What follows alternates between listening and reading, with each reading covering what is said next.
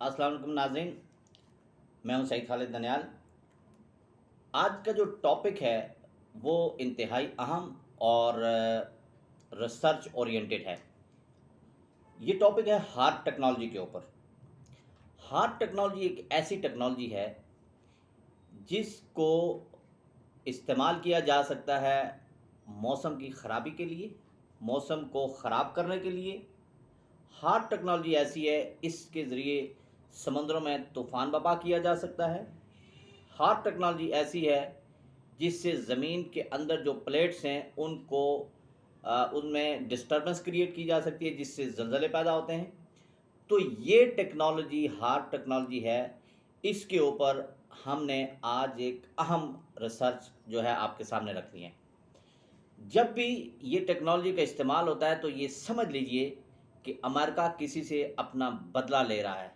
America की यानी कि कोई मुखालफत कर रहा है, इसके मुकाबले में वो एक ऐसा तूफ़ान बर्पा करता है, एक ऐसी बदमाशी बर्पा करता है कि गैर महसूस तरीके से उस मुल्क को तबाही की तरफ लेके जाता है।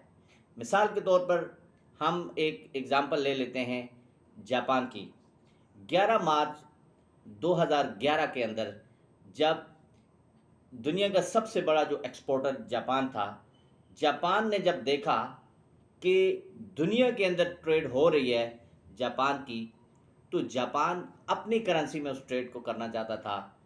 अमेरिका की अमेरिका ने एक उसको सीक्रेट मैसेज भेजा कि वो ऐसा ना करे, मगर जापान ने जब देखा और उसकी इस धमकी को एक साइड पे रखकर अपनी बात पे वो कायम रहा, और इस बात का जवाब उनको अमेरिका ने सुनामी की सूरत में 11 मार्च 2011 में दिया, जिससे जो मैन एटॉमिक रिएक्टर थे उनके दो, उसके करीब ये मामला हुआ। तो इस तरह वहाँ पर जो जापान के अंदर बहुत बड़ा नुकसान हुआ।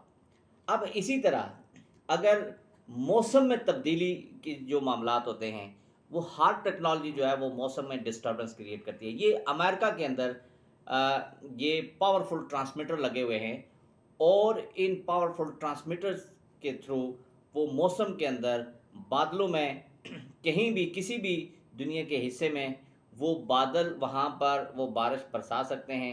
मतलब हम तो यही कहते हैं, नॉर्मल इंसान तो यही कहता है कि ये कुदरत की तरफ से है।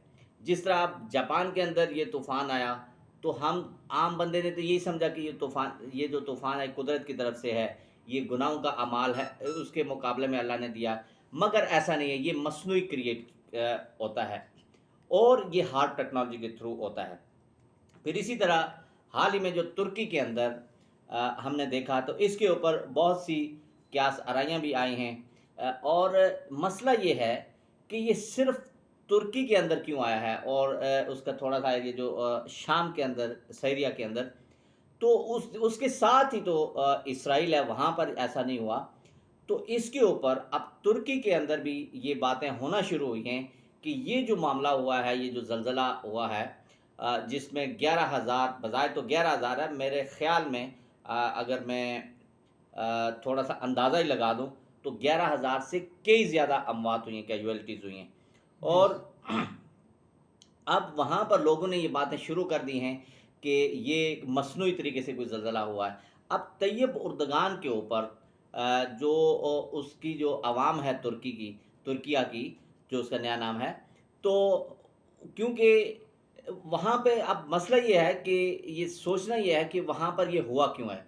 2023 में जो माहिदा लौज़ान है, वो कंप्लीट हो जाना था, और उसके मुताबिक बहुत से, चूँकि ये एक सल्तनत उस्मानिया का जब एंड हुआ, तो 100 साला एक पाबंदी लगी, और वो 2023 में मुकम्मल होनी थी और वो पाबंदी हटनी थी।